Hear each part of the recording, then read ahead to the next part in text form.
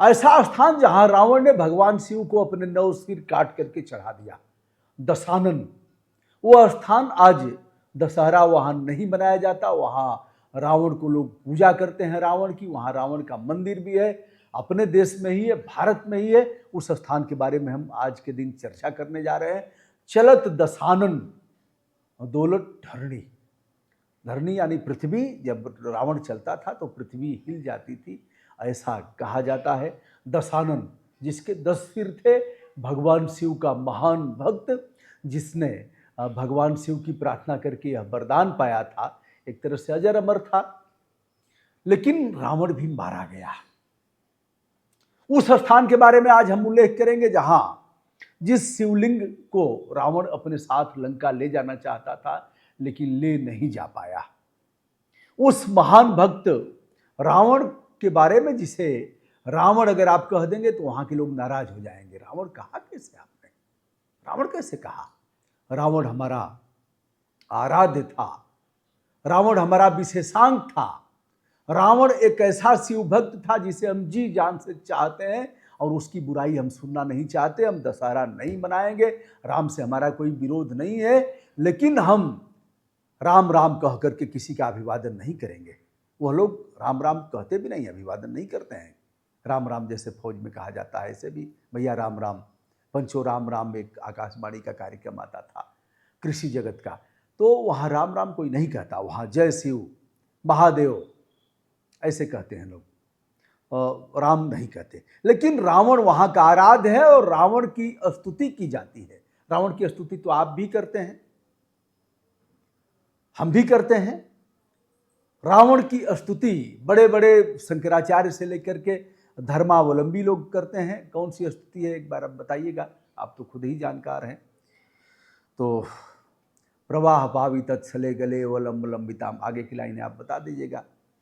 तो उस स्तुति को एक बार आप दोहराइएगा और एक लाइन जरूर लिखिएगा इस कमेंट में। आइए, वहां अगर कोई स्वर्णकार अपनी दुकान खोल देता है तो 3-4 दिन में ही उसका सोना शिवलिंग जैसा काला पड़ जाता है। इसलिए व्यवसाय बंद, क्योंकि सोने की लंका भगवान शिव के आशीर्वाद से रावण को मिली थी।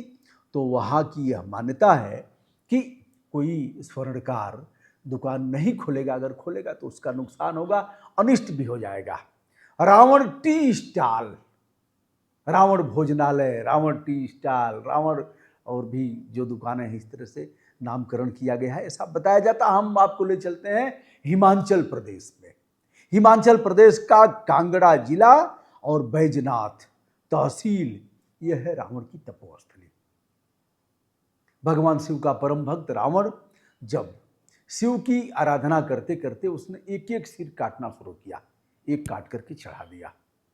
हलचल हुई, क्योंकि यह सारी साधना और इस तरह का यज्ञ, इस तरह का होम सारे देवता देखते रहते थे। देवी देवताओं पर किसी एक का अधिकार नहीं है। आसुरी प्रवृत्ति के लोग भी देवी की साधना करते थे, और धर्मावलंबी भी, साधु संत भी। समय समय पर देवासुर संग्राम भी हुआ, इनमें टकराव की स्थिति भी आती गई, और देवासुर संग्राम आज भी हो रहा है, तब भी हो रहा था। अब एक सिर काटा, हलचल हुई, दूसरा काट करके चढ़ा दिया। भगवान भोलेनाथ का आसन हिला कि यह हमारा भक्त 2 सिर चढ़ा दिया। तीसरा काटा और तीसरे को भी ऐसे हाथ में लिया और समर्पित कर दिया। चौथा काटा, चौथे को भी ऐसे लिया और समर्पित कर दिया। भगवान भोलेनाथ देख रहे हैं, लेकिन अभी तक विशेष रूप से उन्होंने कुछ तय नहीं किया कि करना क्या है इस भक्त के लिए। लेकिन देवताओं में खलबली मच गई। 5वां भी काटा, चढ़ा दिया। छठा काटा, उसे भी भोलेनाथ को समर्पित कर दिया। 7वां काट करके विनम्रता के साथ भोलेनाथ के सेवार्थ उसे भी समर्पित करता है। 8वां काट दिया, 9वां भी काट दिया। अब तो बचा एक सिर। दशानन में अब एक सिर बच गया, 9 सिर तो खत्म हो गए। एक बचा, उसे भी काटने के लिए शुरू किया, मंत्रोच्चार शुरू किया, और काटने ही वाला था तब तक देवताओं में हलचल हुई। भगवान शिव के पास गए लोग और कहे कि हे भोलेनाथ, यदि 10वां सिर भी काट दिया तो आप तो आशीर्वाद दे देंगे अजर अमर होने का, फिर तो बड़ा अनिष्ट होगा। यह रावण आपका महान भक्त है, शिव भक्त है, इससे बड़ा कोई शिव भक्त हो ही नहीं सकता। लेकिन राक्षस भी है हुजूर, यह दुराचारी भी है, तामसी प्रवृत्ति का है। तो अगर यह अजर अमर होगा और जिस दिन चाहेगा उस दिन पूरी सृष्टि का नाश कर देगा। तो शिव जी ने कहा यह बात तो ठीक है। शिव जी प्रकट हो गए और उन्होंने कहा कि ठीक है रावण रुको, रुक जाओ, वर मांगो, लेकिन अभी अस्थिर मत काटो। बहरहाल उसने जो वर मांगा उस वर में यह था कि इस शिवलिंग को जहाँ वह तपस्या कर रहा था हम लंका ले जाना चाहते हैं। तो उन्होंने कहा ठीक है ले जाओ, किंतु एक शर्त यह है कि रास्ते में कहीं तुम रुकोगे नहीं और जमीन पर यह शिवलिंग नहीं रखना चाहिए। अगर रखोगे तो फिर तुम्हारी साधना यह पूर्ण नहीं हो पाएगी और शिवलिंग को नहीं ले जा पाओगे। रावण वहाँ से चलता है। रास्ते में लघु शंका लगती है क्योंकि वह पूर्ण तो होना नहीं था। किसी न किसी रूप में तमाम देवताओं को यह इसे रोकना था। लघु शंका लगी तो रुका और एक चरवाहे को शिवलिंग दिया, कहा कि देखो इसको रखना नहीं है नीचे, लिए रहो और हम आते हैं। लघु शंका करके हाथ धुल करके आते हैं। गया लघु शंका करने तो इतना देर लगा उसको, इतनी पेशाब लगी थी कि वह रुक ही नहीं रही थी। अब चरवाहे ने कहा कि पता नहीं कहाँ गया हमको देख करके, और गाय खेतों में जा रही हैं और उसको उनकी रखवाली भी करना है, कहीं शेर बाघ खा न जाए, इसलिए कुछ देर तक इंतजार किया, फिर शिवलिंग को रख दिया। रावण जब आया तो उसे देखा, बहुत गुस्सा हुआ, शिवलिंग को उठाने का प्रयास किया, शिवलिंग टस से मस नहीं हुआ। फिर क्या किया, गुस्से में उसे दबाया ऐसे करके। तो वह उस शिवलिंग में जो बैजनाथ का शिवलिंग है वहाँ अभी भी बताते हैं कि वहाँ इस तरह से दबाया गया है, उसके निशान हैं। तो यह है बैजनाथ धाम और यह है हिमाचल का रावण की तपोस्थली।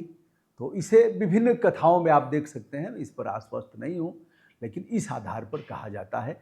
कई लोग यह बताते हैं कि हिमाचल का जो बैजनाथ तहसील है वही असली बैजनाथ है, यद्यपि वह द्वादश ज्योतिर्लिंग में इसकी गणना नहीं की जाती। जैसे सौराष्ट्र सोमनाथन च श्रीशैले मल्लिकार्जुनम और उसी में विश्वेश्वर भगवान हैं, केदारनाथ हैं, ऐसे उसमें तो गणना नहीं की जाती, लेकिन वह उससे कम महत्व का नहीं है। और अगले लोग जो बताते हैं, ज़्यादा लोग वह यह बताते हैं कि वही बैजनाथ धाम है, जिस बैजनाथ धाम को आप जानते हैं, जहाँ जिसे द्वादश ज्योतिर्लिंग में झारखंड का बैजनाथ धाम जिसे माना गया है। तो दोस्तों यह रहा, और हिमाचल का वह कांगड़ा की बैजनाथ तहसील, जहाँ आज भी रावण को लोग रावण जी कहते हैं, उनका मंदिर है रावण का और मंदोदरी भी वहाँ है। तो वहाँ के लोग दशहरा नहीं मनाते और रावण की अवहेलना वह लोग सुनना नहीं चाहते। दोस्तों मैं हूँ ब्रजभूषण दुबे, संपूर्ण विनम्रता के साथ हमारा नमस्कार।